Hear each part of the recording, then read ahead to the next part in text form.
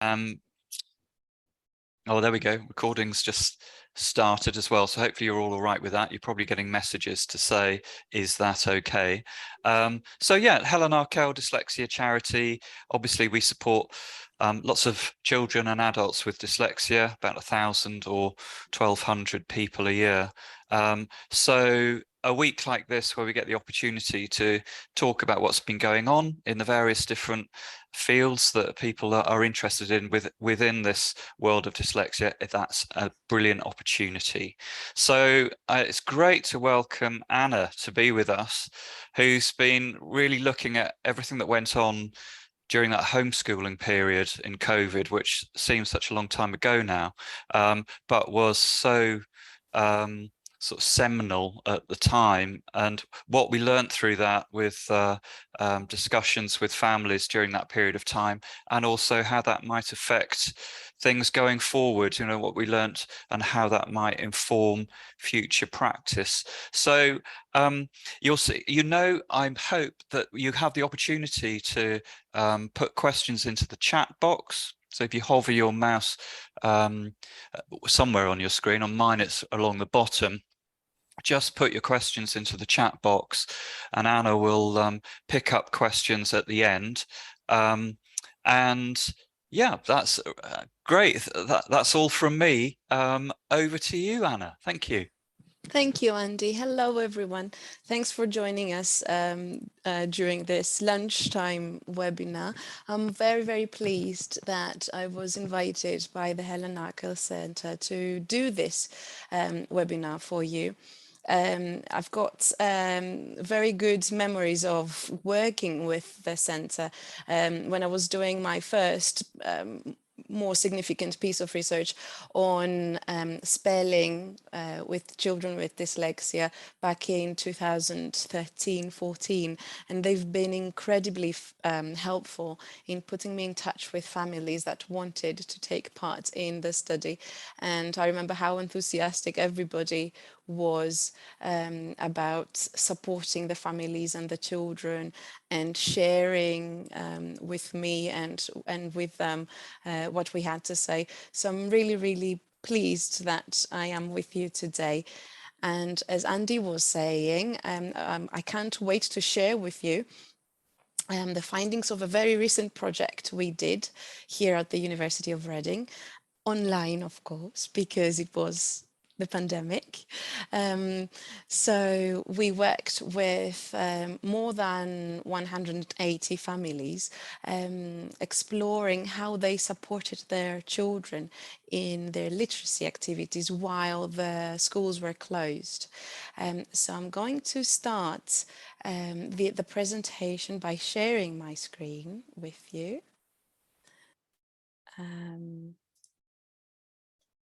So you should be able to see now, isn't it, Andy? Can you see? That's brilliant. Yeah, that's come through now. Great. All right, I'll move this up so that it's not in the middle. Okay, so yes, we're going to talk about a period when children with reading difficulties, where most of them were only reading at home, and how families coped with that situation, what they've learned from it, what they realized about themselves and their children's literacy development, and how we can use this knowledge to now apply to our practice, whether a family of a child or a professional that works in supporting a child with reading difficulties. A little bit about me. I am now a lecturer in education at the University of Reading. I research literacy difficulties in different languages, so both English and Greek, which is my home language, but also other languages of children from multilingual families that come into the UK, and some of them face literacy difficulties. I am currently the director of the PG certificate for special educational needs coordination program here at the Institute of Education. So I work very closely with the leaders in schools that look after children that have different types of SEND, including dyslexia.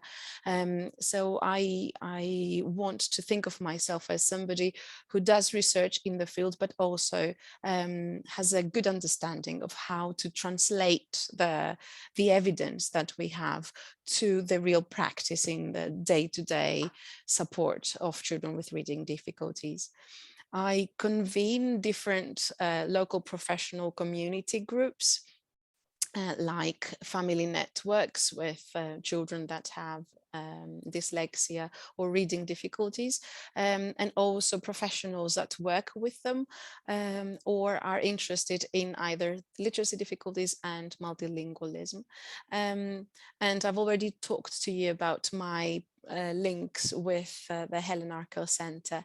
I'm very much an advocate for co-production, so where researchers like me meet with stakeholders like professionals at work with the children, or the families themselves and the children themselves, to actually shape the research that we're doing so that it has a direct link to real life, to the practice, and the day-to-day supporting of the literacy skills development.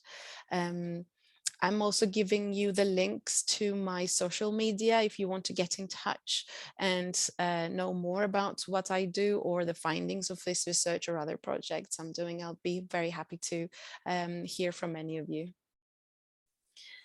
So in more detail, today we're going to take a peek at home-led literacy practices of families of children with reading difficulties during the school closures at the peak of the COVID-19 pandemic. And I'm going to give you an overview of the timeline of what we did and when. But specifically today, we are interested in looking at what kind of activities they did with their children, what strategies they used to promote literacy, reading and writing at home at a time where it was not very easy to motivate one's child on doing anything that is to do with learning. How confident they felt about their children's progress in the absence of formal schooling.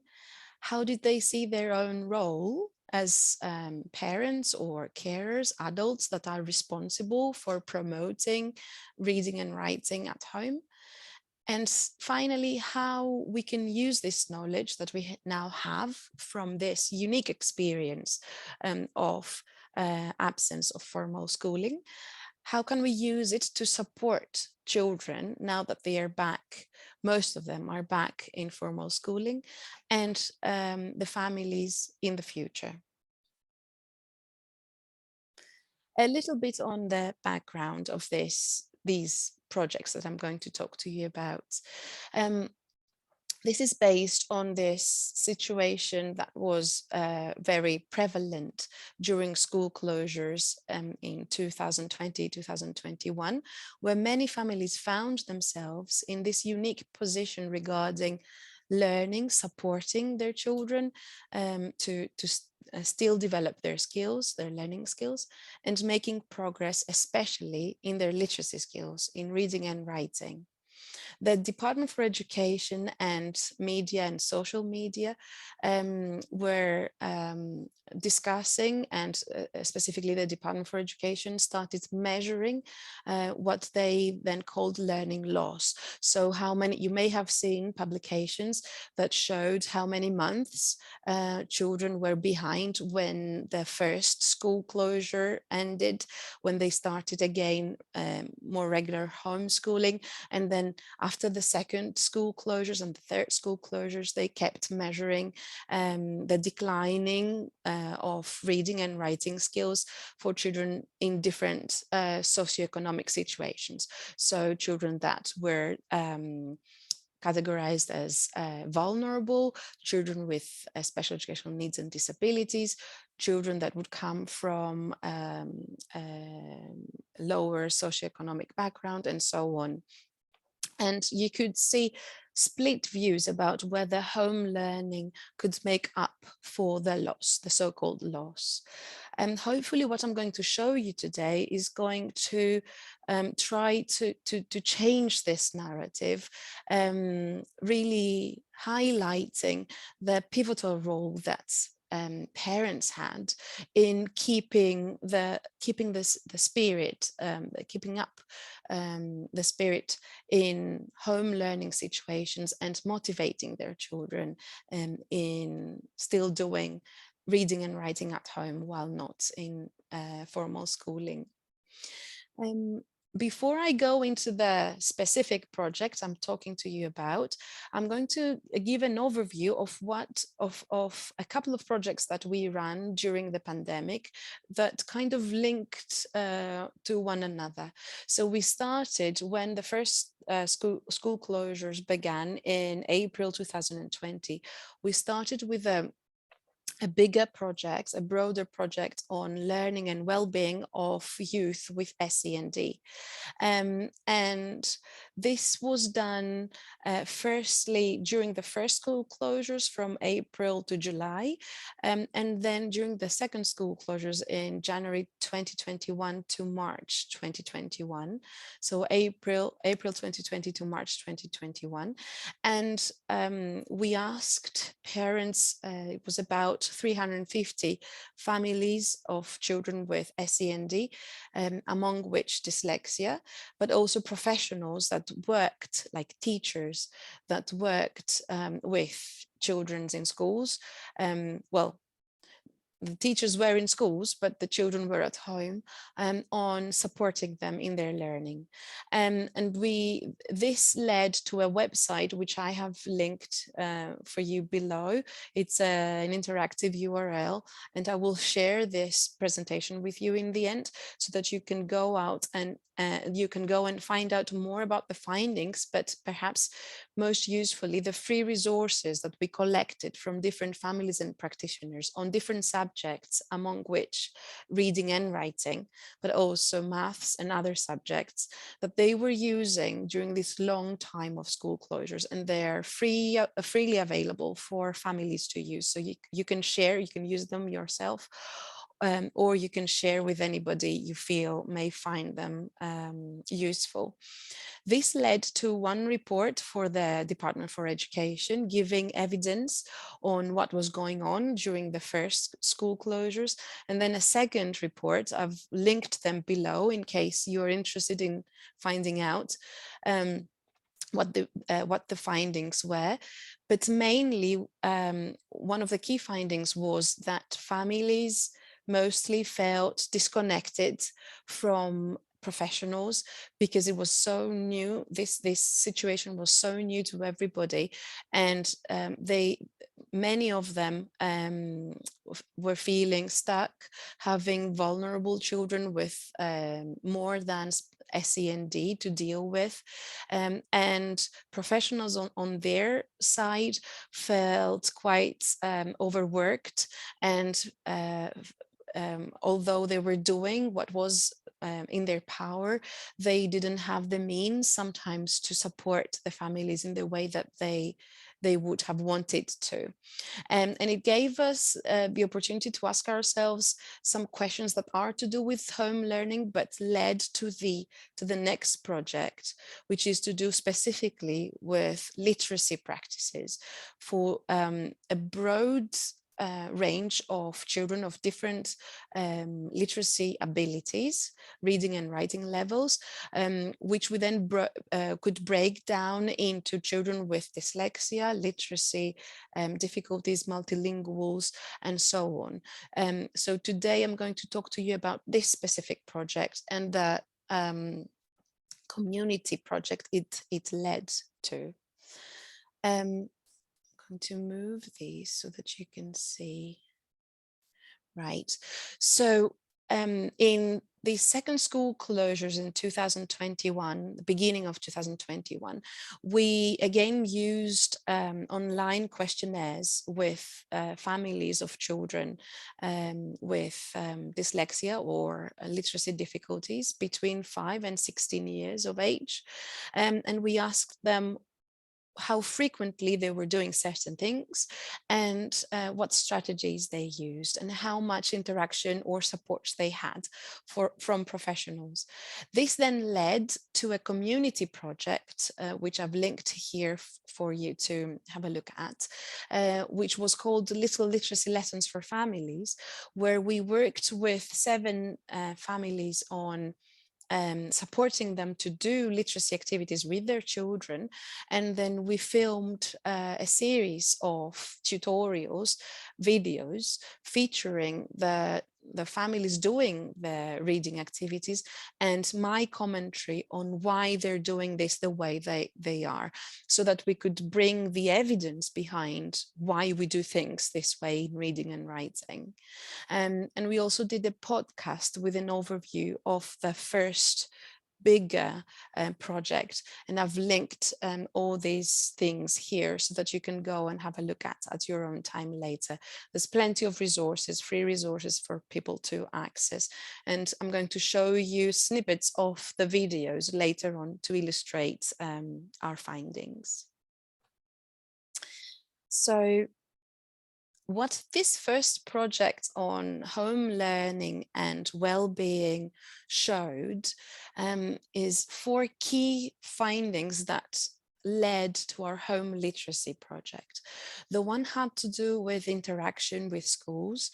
It showed that the families that had more regular and strong interaction, stronger communication with their child's school, felt more confident in supporting the home learning and the well-being of their children at home. Also, we found, contrary to our to the narrative about learning loss during the school closures, we found that some children and young persons with SEND liked actually the flexibility of home learning, the fact that they could shape their learning the way they wanted. They could choose what to do.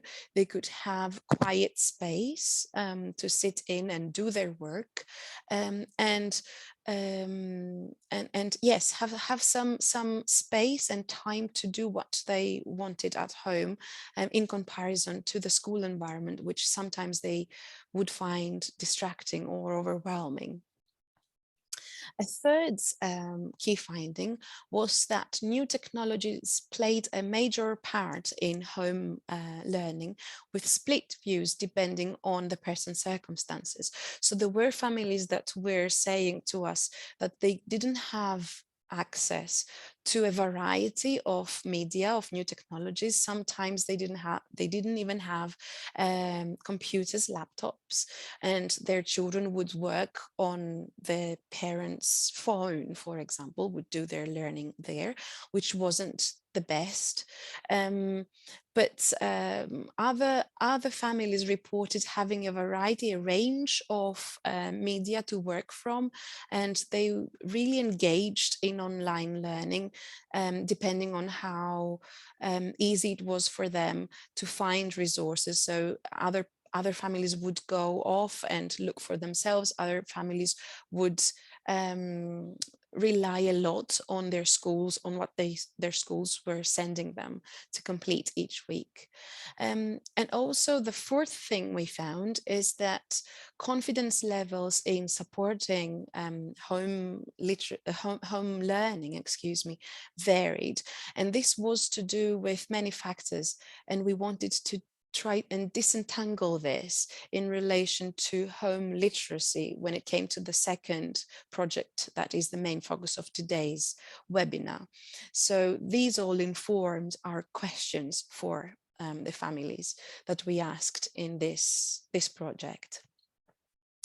Moving on to the home reading environment, home literacy environment, I would like to talk a little bit about the rationale of looking at reading difficulties. And this is based on findings from previous research, evidence that there is a relationship, a very strong relationship between the home environment and the reading and language performance of the children. So if we were to put it simply, this would mean that the more someone reads at home and the more language, the more exposed they are to language and different range of vocabulary, for example, the better they become at their reading, writing, and oral listening, comprehension, and also speaking, whether they are speaking just one language or more languages. So there's key research that shows us that. But also if we look at those boxes that I've put here, on the left-hand side, we've got the correlation between the home literacy and vocabulary growth. So there is specific evidence that shows us that the broader the vocabulary that families use with the children, the wider their vocabulary bank, let's say, becomes, and this is shown in informal tests at school, for example. We also know that reading difficulties it's theorized that there is something that is called a Matthew effect with reading with individuals with reading difficulties, showing specifically that the individual that is exposed to limited amount of reading and writing will have limited resources of growing their reading skills. And that because individuals with reading difficulties may sometimes feel less motivated to read widely because they find it difficult. For example, young learners may find it difficult to decode and read fluently. This would have a knock-on effect on the range of the books or readings they access, and hence will limit their development of their reading and writing skills and vocabulary. So we were interested in looking at how the home literacy environment could foster this during a time when there was not much input from the school as such. Other research, as you will see in the right-hand side, has also shown that the confidence in the parent's reading skill may affect the child's performance. As such, you may hear a parent with reading difficulties themselves, or who had reading difficulties sometime in their life, not feeling very confident in supporting reading development or writing development of their child with dyslexia or reading difficulties. And this would affect, as a knock-on effect, the child's performance. So the child may also have low confidence because the parent has low confidence in the reading skills. And lastly, there is research showing that children's literacy interests and home literacy are related. So home is an environment where the child may be free to choose what they want to read about or what they want to write about, irrespective of what the school does in their curriculum. So we can take advantage of this environment to really channel the reading and writing activities towards something that is of interest to the child, and thus motivate children with reading difficulties to read more or a wider range. So that's what we knew already about home environment. And this is a reminder of what we're going to look at today in relation to those children of 5 to 12 years old. I'm going to share results of families with children with reading difficulties, and we've also asked the parents to tell us whether they themselves had reading difficulties at any point in their life, be it their childhood or later in their adulthood, and tried to find out whether this had any impact on how confident they were feeling about supporting the children, but also the range of activities they were doing with them and the strategies they were using with them, and also how they perceived what they perceived their role to be. Okay, so let's look at what we did and what we found. As I said, we gave them an online survey looking at their literacy habits, which is how often they did a certain range of activities. So, for example, we asked them how often they read books, what kind of books they read, but also because the school closures and the pandemic was a period when families were engaging with different types of resources apart from books, we wanted to go beyond that. So we've asked them about things like access to films, videos, podcasts, audiobooks, instructions, board games, even cooking could be something like baking and reading the instructions, or writing diaries would be opportunities for a reading or writing activity, a more informal activity that includes reading and writing, and perhaps would be more motivating for children than reading a whole book or a whole chapter. So we gave them a range of activities to tell us how frequently they did that, and also what strategies their children were using while doing literacy related activities. And I'm going to show you in a little while the range of strategies we gave them, but mainly we looked at the word, the syllable and letter level, the word level, the text level, and then some metacognitive strategies. And also the role of the parent in supporting their child, how engaged they were and how dominant they were in this relationship. Because what we found in our first project is that many parents were not explicitly clear about what they were supposed to be doing at home with the children. They didn't want, or they couldn't in reality replace the teacher. They didn't feel confident enough to do that, so they had to reinvent their role as supporting the child, as the main person supporting the child. We asked 183 parents, carers, so this is how many we had in our sample. And if you look at the diagrams I have there, you'll see that 100% of the children in these families had at least 1 year below literacy skills of same age peers. So this was our main criterion of including them in the survey, defining them as having reading difficulties. 81% of them had a child in primary education, and I'm breaking this down in the pie chart, as you can see there.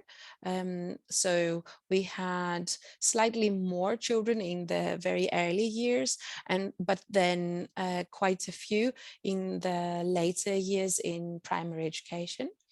And also you will see from the next pie chart that 46% out of our total sample, that our parents identified themselves as having a reading difficulty themselves, either during their childhood or during their adulthood.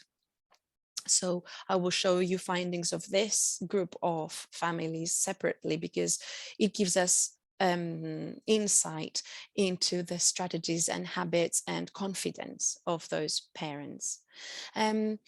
You will also see in the next pie chart our ratio of male to female with regards to who responded to this survey. We had 32 males and 65% females. And also at the end, the very final pie chart, you will see a breakdown of what education level these families had completed when the pandemic, when the school closures started. So you will see that there's a good chunk of people, a good part of people, 41%, that were at an undergraduate level. So they already had an undergraduate degree. You will see that some of them, 13% had a postgraduate degree, and there's loads of people that had different other levels of vocational or academic degrees in their background, in their educational background. So we wanted to see whether this would make any difference in the confidence they had in supporting their children at home. Okay. Let's have a look at the range of resources that the families told us were using during the school closures. You will see from the breakdown on the left-hand side, I've put this in order of frequency with respective proportions there, percentages, to show you how frequent the use of one resource was in comparison to another resource. But generally what we found is that the range of resources that were used were dependent on accessibility. As I was saying in the beginning, not everyone was having the same levels of access to technology or books or newspapers, magazines, other types of resources. Their reading difficulties, so whether they were a parent with reading difficulty themselves, but also the interests of the child and the parents, so what they liked doing together during the school closures. And as you will see from the left-hand side, the first thing that these families said they were doing was reading of fiction books, like stories, which is one of the first go-to things that everybody did during the pandemic. Was the easiest thing to get hold of and do with a child, and the thing that they felt most confident about doing, because they were already familiar with it. Many of us did that before the pandemic anyway. The second type of resource they were using was non-fiction books or texts like science, history, geography, whatever the child was interested in looking at, reading for themselves or going to. Another very prevalent type of resource they were using were e-games and apps. We had a huge kind of development of educational apps during school closures to support the children. And some of those are listed in the free resources I mentioned some slides ago. So you could have a look at them and access them for yourselves. They also used videos and films with subtitles. The question there was whether this is a pure reading and writing activity or something more like irrelevant to reading that could lead to some reading. And that was the question that we asked them, whether they were using videos to either then write something about the film that the child has shown, or practice retelling the story, because that's not essentially a reading or writing activity as such, but retelling a story would help the child to develop their writing skill later on. So it's preparation for writing or preparation for reading comprehension when it comes to reading the book. We also saw some use of texts that had diagrams and maps to help the child understand what the text was about. And also magazines, newspapers, leaflets. 30% of families did that. Less frequently, but still worth mentioning, instructions and manuals for 24% of the children, PowerPoints that were sent by schools, audiobooks less frequently, but still very useful for children that felt they could not do a big amount of reading for themselves, so they were using audiobooks for this purpose. And some of them also mentioned poetry, so another type, a different type of reading and writing that some children had interest in doing. In terms of who supported or where did they find these resources, 60% of the families said these were recommended by their school, but also it was 22% of them had them recommended by another parent, which is another theme that came up very frequently from the other project we did, that parents started reaching out to each other and interacting with each other and sharing resources.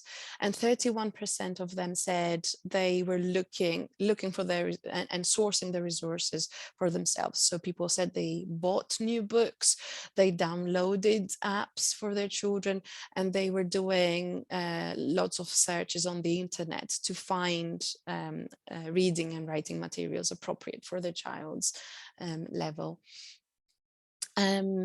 We also asked whether they felt that during the school closures, they started reading and writing a wider range of resources with the children. And 26 out of 57 families said that they did, agreed that they did, and they gave us some comments on it. And you can see in on my screen their qualitative comments about it. Some of them said that they found that the children interacted more if learning was fun. They found a change in their child's behavior, in that he picked up more books instead of toys, which is a good thing. It means that they were really engaged in it. They found a shift from storybooks to more non-fiction books, according to their interest.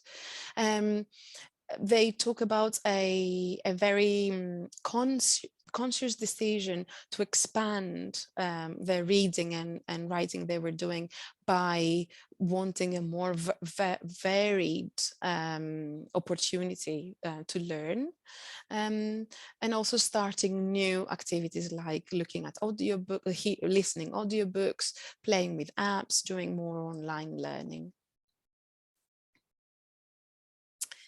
When we asked parents with reading that had reading difficulties sometime in their lifetime, there was not much difference actually in what they were doing with the children.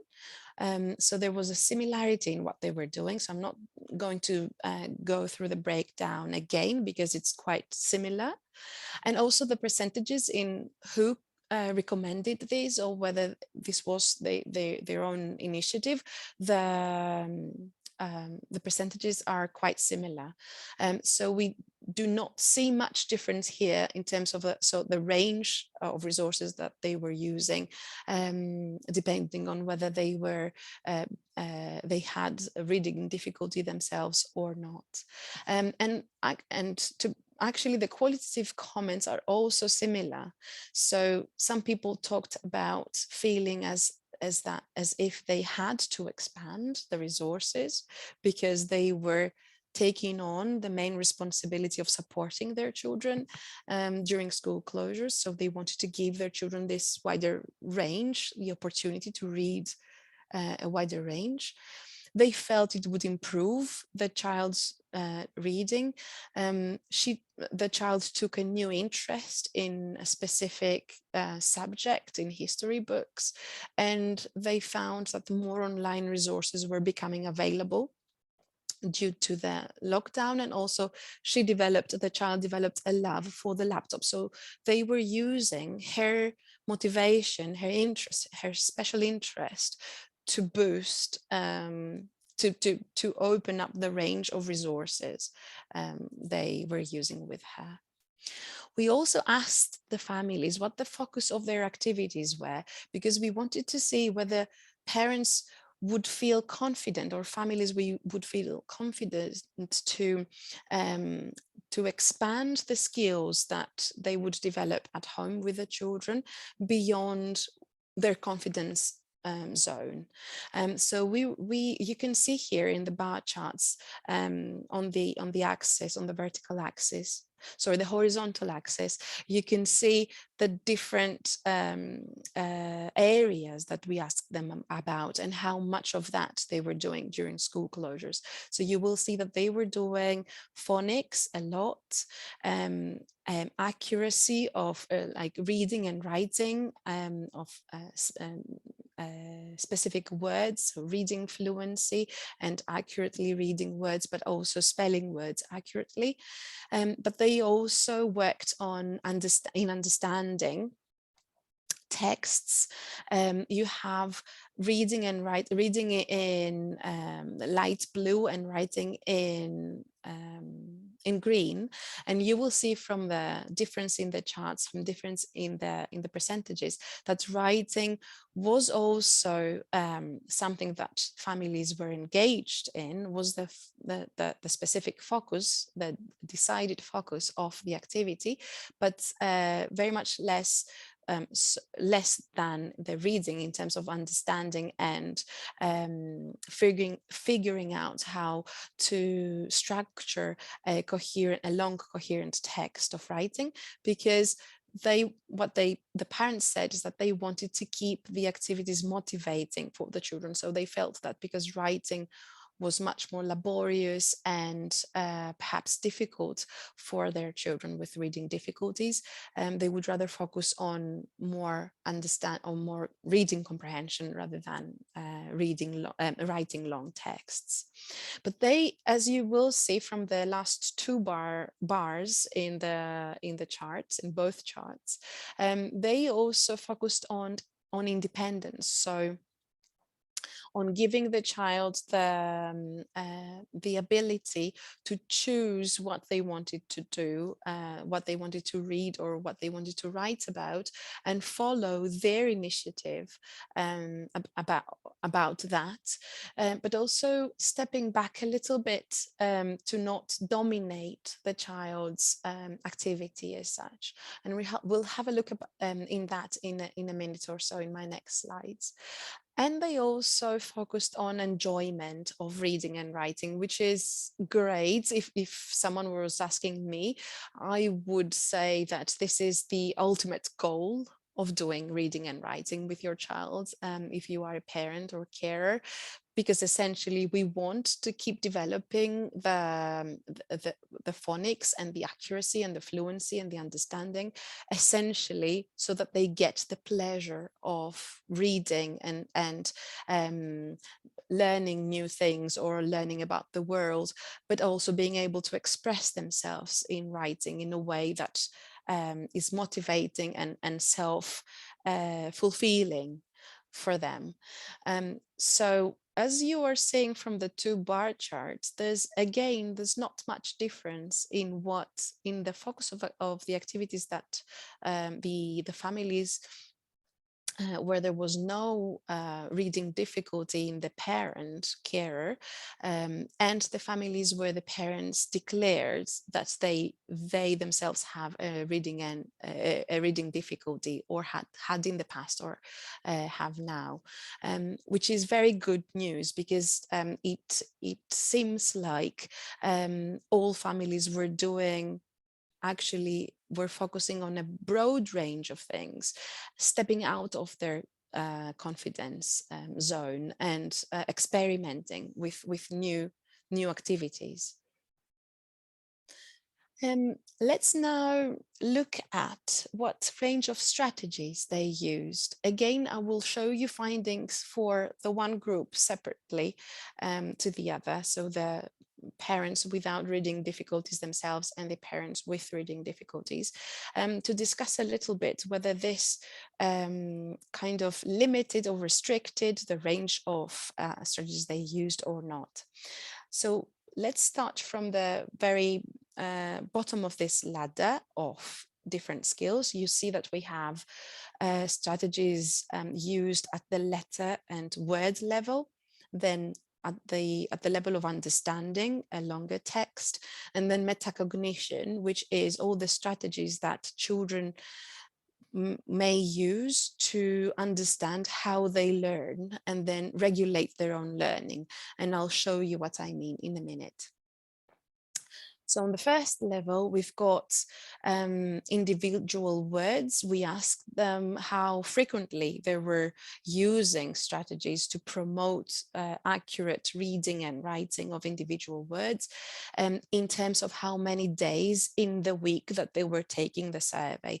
So assuming that the week has 7 days, I'm listing them in order of frequency. As you can see, they were practicing reading and writing of individual words 4 to 5 days a week, so quite frequently. Then the next one was practicing names of letters and sounds of letters, and also sounds of words, individual words. So this could be alphabet, reciting the alphabet, or it could be phonics as such, 3 to 4 days a week. They would also not do activities that the goal was to notice the sounds and the syllables in words.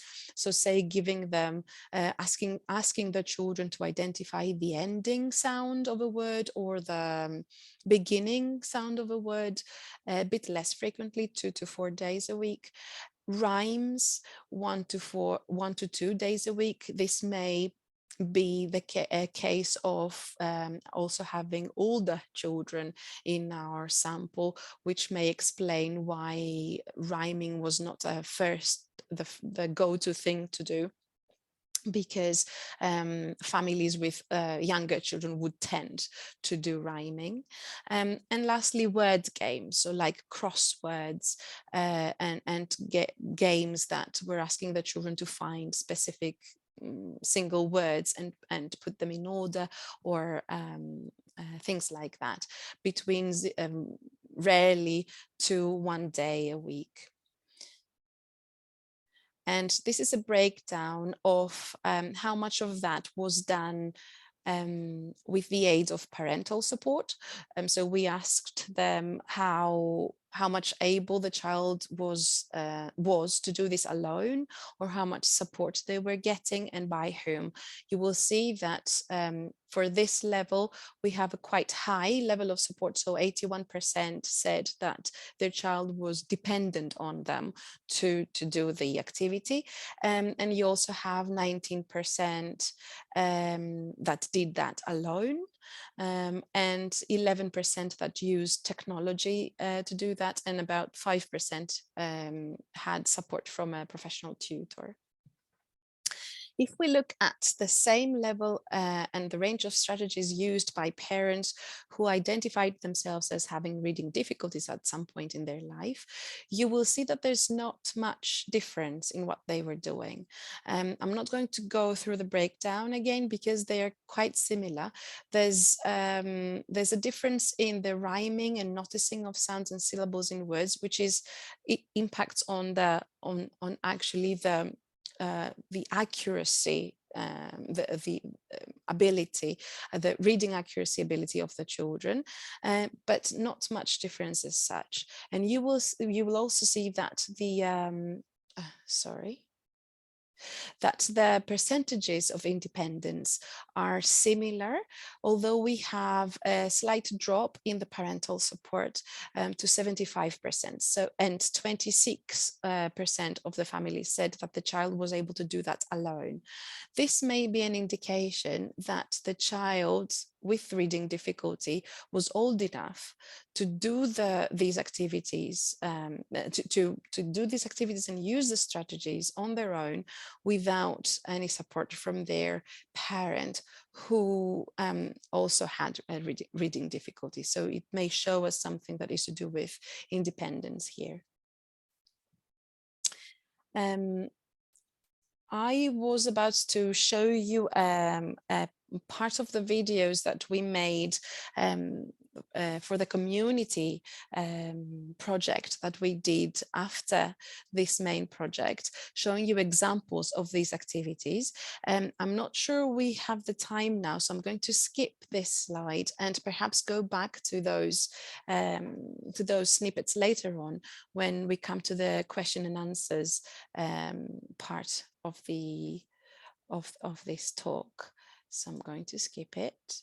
and talk to you about the next level of range of strategies for families without where the child had a reading difficulty but not the parent. And this is understanding text. When we asked them what strategies their child used, they talked to us about them being able to reread or slow down when they felt they didn't understand the text and go back to what they felt they couldn't understand and reread it so that they could take it in. And we've translated the days in the week into how often do they do this in the week. So what they did most often was that, rereading or slowing down, but also they sometimes did discussing or retelling a story, which is to do with understanding, because they were asked to put the story that they've read about in their own words. So this enabled them to understand it better. Sometimes they also react to a text, which means that when reading something, they would say something like, "Oh no, what happened there?"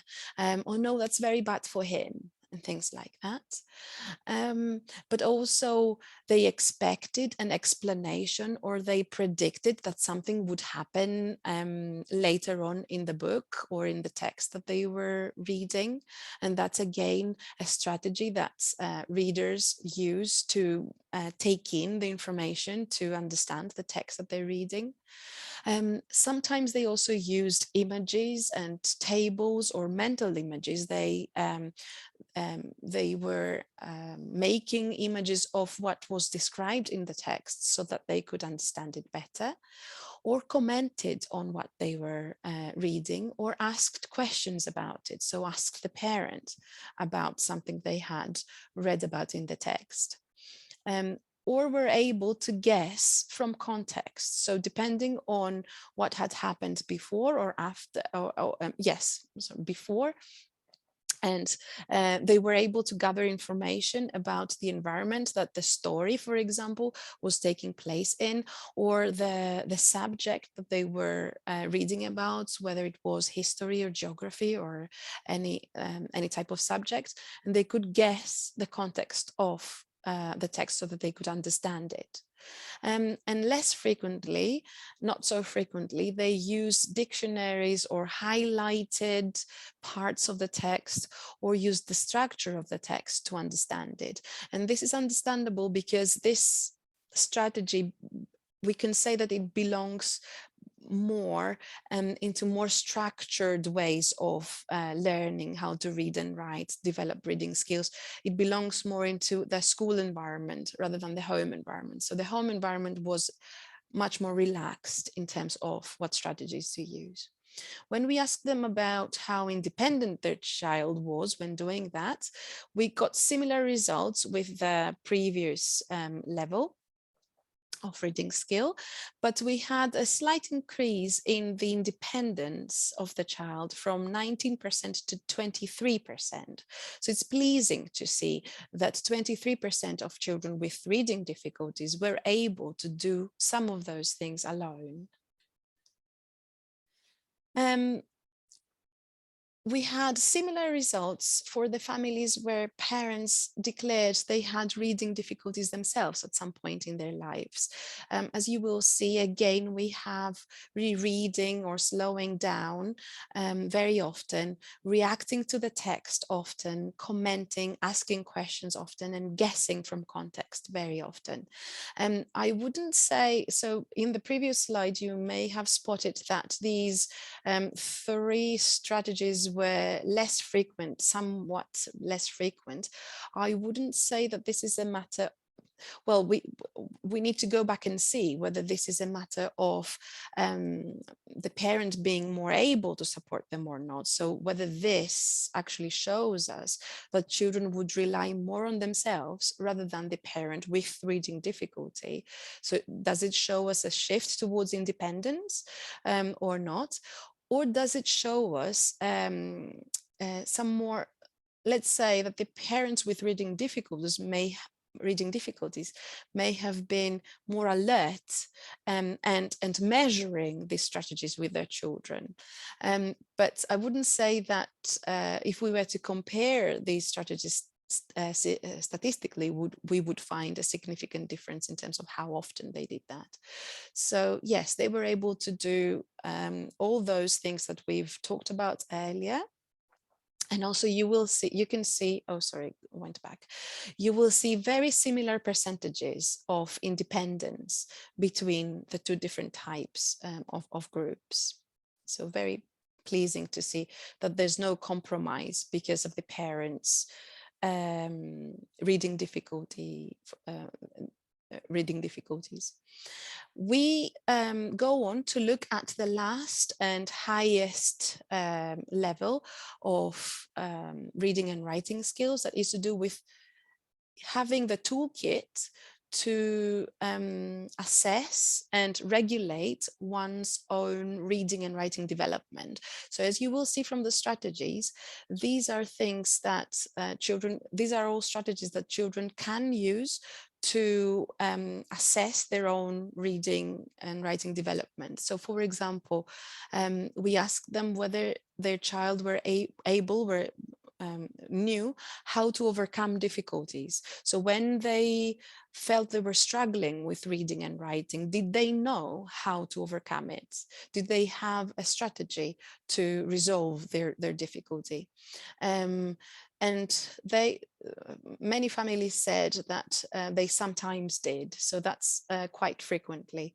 They also had the ability to assess the value of a text. So things like, oh, this is not relevant, this text is not relevant, or what I'm writing is really not relevant. I have drifted away from what I intended to write.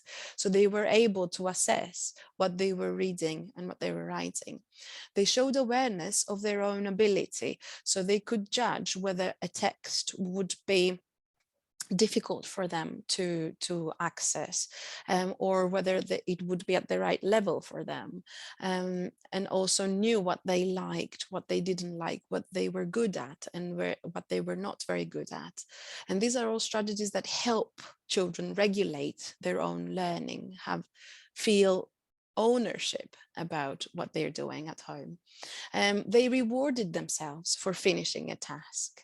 So saying things like, well done me for doing it, or things like that, or expecting the parent to reward them, in the sense that like if we do this activity, then we can do this other activity as a reward. Made an effort, even if disliking the task. So again, the family said that the child would do that sometimes in the week, quite frequently. Less frequently, rarely really, they took control over what their reading and writing involved, like corrected or planned their reading in a way. So by correcting, I don't mean correcting their spelling errors, but I mean going for an activity and then changing the focus because they felt this was not this was no longer relevant to what they wanted to do or what they wanted to develop, or planning the activity from before they started. They were not very frequently, they set a goal for themselves. So saying, today we're going to do this reading or writing because I want to develop this skill. And also they did not at all ask or discuss the author's purpose. So they didn't go into the mindset of the author to question or discuss why the author of the book may have put the protagonist to do that, or put them to say the specific words that they're saying, or make the plot the way they were actually making. And this is no wonder, as we're talking, this is the highest level skills that take a very long time to develop. And if we see this in comparison to children with without reading difficulties that I'm not going to speak about today, there's not much difference, to be honest. Let's look, oh, sorry. Let's look at the percentages that show us independence. I want to move this away so that we can look at that. Yes. So similarly to what we've seen for other strategies, we see a persistent around 26% is here for when children were able to do these strategies, to use these strategies alone. But the majority of them, so 79% of them, said they needed some type of support from the parent to be able to use those strategies. And this is no wonder, keeping in mind how difficult those are to achieve. Let's now look at the families where the parent declared they were having reading difficulties themselves. And again, you won't see much difference in what they said, other than the strategy where they were aware of how to overcome difficulties was observed much more often than what we saw in the other group of families. But the rest of them is the same.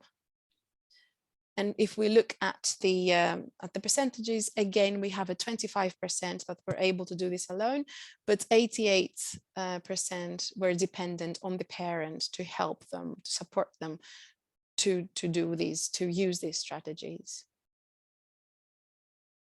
So I'm going to skip that. Lastly, I would like to talk to you about the role of the parent. So we wanted to see how confident they were and what they felt their role was, given that in our previous project, some families felt they were replacing the teacher.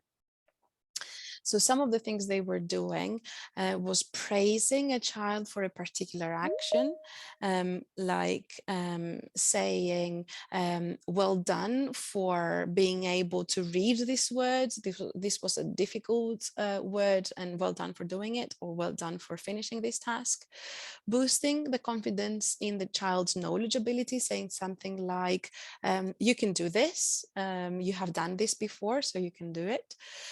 Trying to sound excited themselves so that they boost the child's interest in an activity, asking for more attention or accuracy when they felt the child was starting to drift off, organize the task for the child, encourage the child's taking control of the activity. So things like saying to the child, you do it, you tell me what you want to do today, and things like that. Linked with prior knowledge, so reminding the child of where they have seen this before, asking children to discuss after the task, discuss the text or the writing that they have done, asking questions about the text so that they ensure the child understands, or prepared the child by doing warming up activities or pre-teaching activities. And praising for attention and concentration. And some of them said that they were taking control over tasks themselves. So they were quite dominant in the activities done with the children. When we asked the parents whether they felt confident in their role as supporting the child, you can see that we had 43% that were feeling quite confident, with 21% feeling very confident, and about 30% feeling a little confident, and 6% not at all confident. And these were the parents on the top. You see the parents without reading difficulties at some point in their life.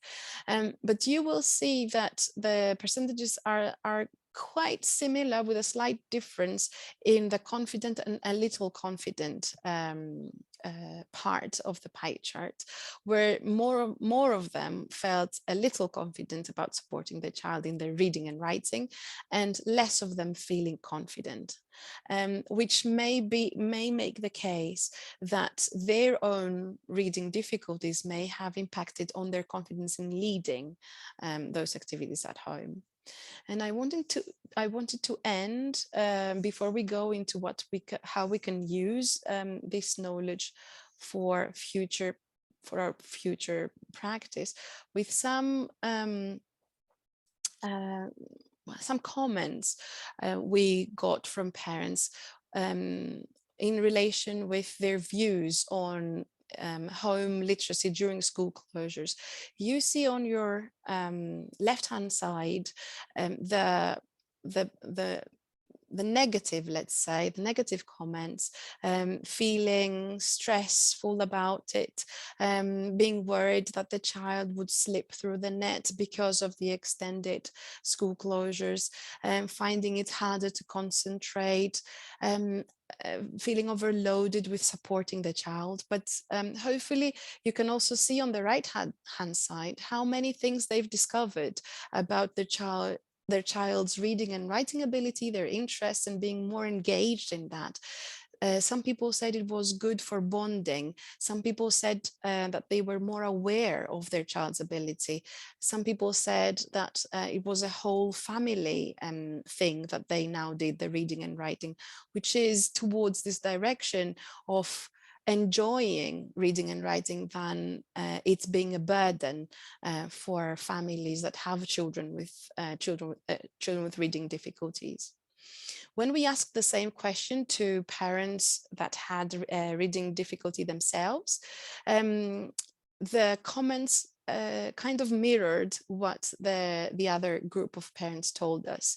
So you will see on the left-hand side that they felt they were not able to give them the support the children needed, that they felt their own dyslexia impacted on how much support they could give or how much motivation they had for the task.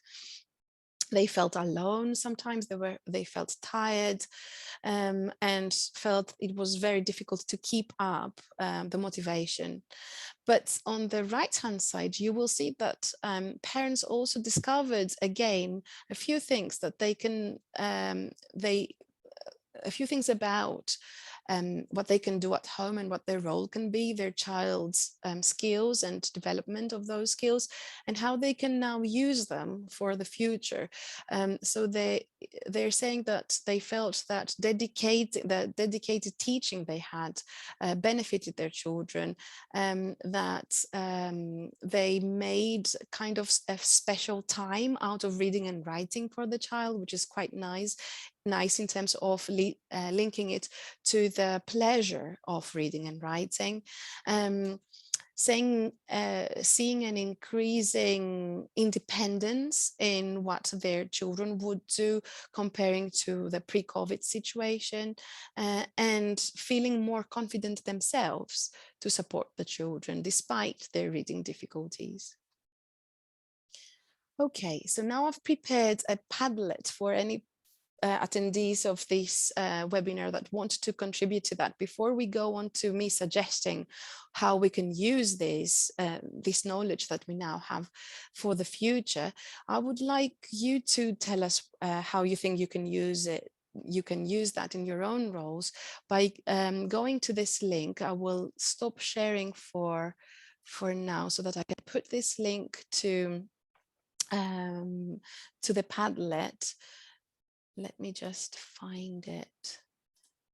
Sorry, give me 2 minutes.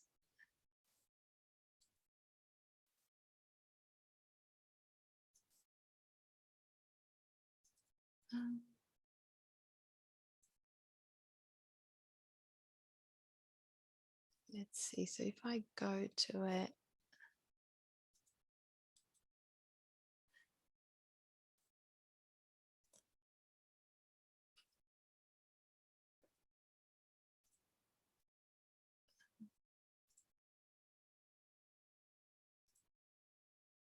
I'm finding, I'm finding it hard to find it.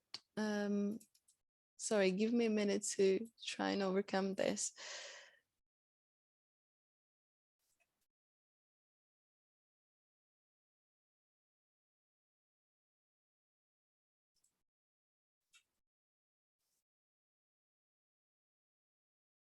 Andy, would it be okay to take over for a minute to ask for any questions that attendees may have? We could engage in a discussion now rather than wait. Yeah, no, that would be great. If I mean, that's been really interesting.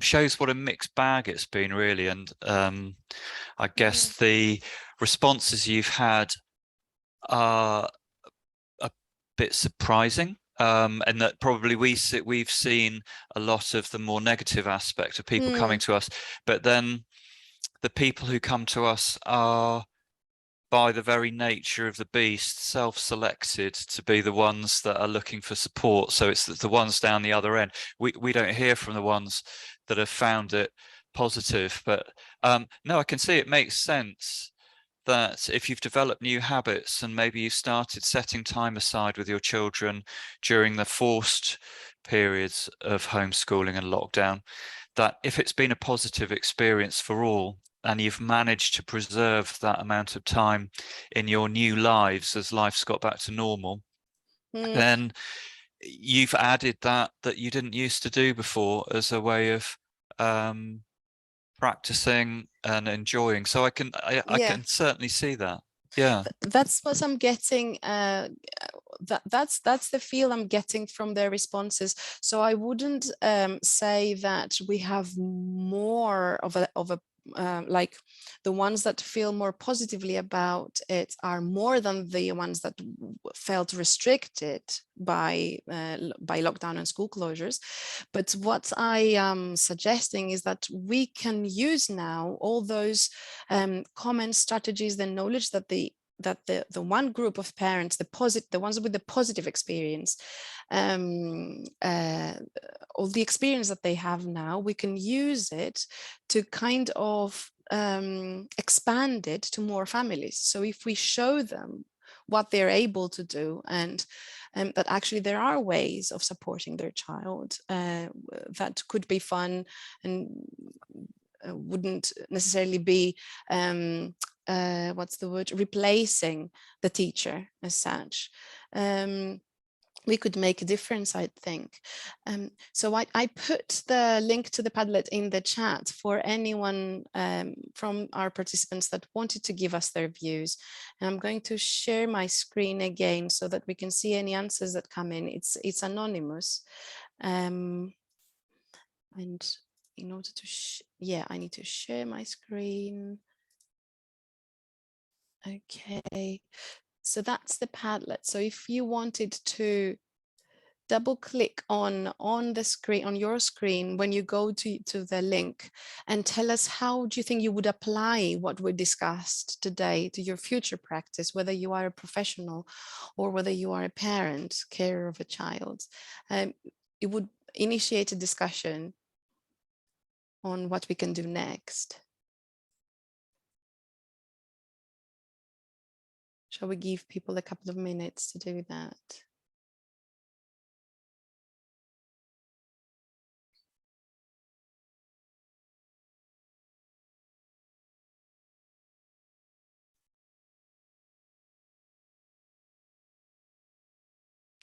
Right. Maybe people will need some more time to think about it. So you can keep posting while I'm finishing the talk, or even later if you would like. Please go to the link and do give me your thoughts on what you think you could do with this knowledge. And I will then go on to finish the talk. Need to finish the talk with what I think we could do, we could take from that, from this information that we now have, and use it in our practice. Let's see, will it work?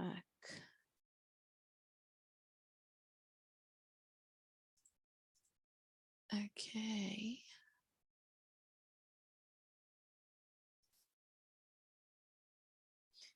I'm not sure I'm doing the right thing.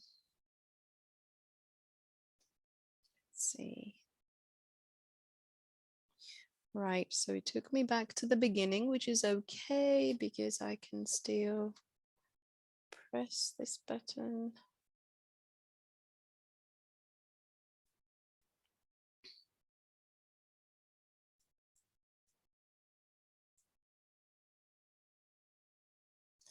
Sorry, bear with me.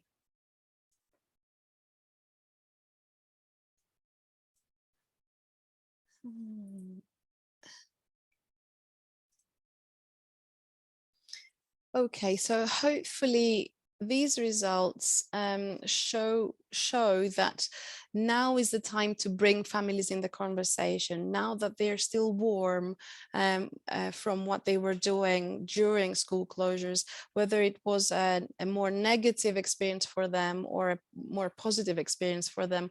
We can now use this environment, this collaboration, this interaction with the professionals in schools or outside schools to help them understand better what they can do themselves at home and how they may be able to see their child progressing step by step, not expecting a huge progress, but working with small steps towards development of reading and writing skills.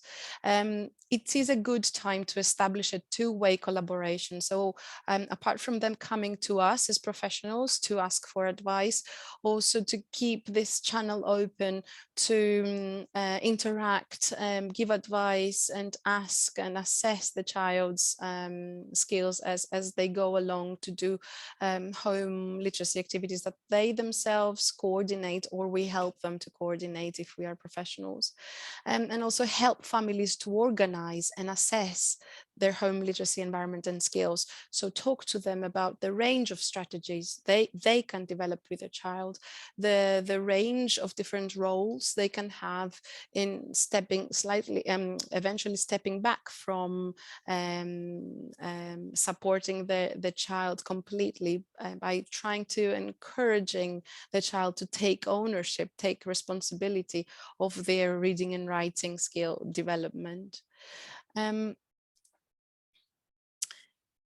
This is a breakdown of how we can make good use of the due to pandemic readiness that families now have, encouraging families to lead their home literacy activities, so not relying on the professionals only to do that, feeling more confident to do that, channeling the home literacy activities towards the interest of the family and the child, because that would boost motivation and confidence, and not assuming two closed universes where the family is one universe, the school or the professionals are another closed universe, and there's no communication between each other. The pandemic showed us that the better the communication and the collaboration, the better the results. Do not assume that because a parent may have reading difficulties themselves, they may not feel confident enough to support their child. Our findings actually showed that during the pandemic, they were kind of forced to boost their confidence and try different things. Set flexible check-in points to assess the reading and writing skill development so that there is this two-way collaboration between the professional and the family. Help them to organize and assess their home literacy environment, help them to understand the different levels that the child can work on, share resources with them. And I've put a link to our 6 videos of little literacy lessons for families that you will find at the end of this PowerPoint, where families showcase actual activities they did with the children, so they can mimic or take families can be inspired by those videos and try their own things at home, and encourage them to self-assess their child's progress and to alternate activities so that they keep the child interested in what they're doing at home. This is a slide with free resources that we have collected during the pandemic. There are links specifically to the videos and also to a guide for families on what strategies they can use, what activities they can do and why. These are all free to download, so feel free to use them themselves or share them with families that may find them helpful. And I've also put a link to other free resources that go beyond reading and writing, in case the families you work with or your own family is interested in doing this at home as well. And these are the key messages that I've already said enough, I think, in this webinar, that home-led literacy activities can be fun and easy to maintain, and they can have long-term effects on skills and motivation, as we saw, that families can lead extremely effective home literacy activities when facilitated to do so, that most home activities can be linked to literacy in one or the other way. Remember the example I gave you with cooking, baking, playing board games, watching films and videos, and then summarizing them or retelling them as preparation activity for writing something. So I would encourage families to follow their child's interest and their need for better results. And also finally, that community matters. Good practice celebrated rewards the families and encourages more families to follow. We found during our 3 projects that the more we shouted out how good families were at doing one or the other thing and keeping up with the demands, the more families felt motivated and interested in joining our projects and trying out our activities and our examples. So I thank you. I've put links to the videos here for you to watch and share, and also again my ways of interacting with you. If you would like to get back to me about anything, I'm very happy to share resources with you or answer any questions. And that's where I stop, Andy. Oh, that's absolutely brilliant. Thank you so much, Anna, for sharing all of that. There's just so much to think about, and has maybe changed some preconceptions that we might have had. It's really encouraging picture. Now, rather than me, I've got a couple of questions I'd like to ask, but are there others that would like to jump in with any questions for Anna now? Do we want to stop recording so that people feel more? Yeah, that'd be a good idea. Yeah. Are you able to do that, Hazel?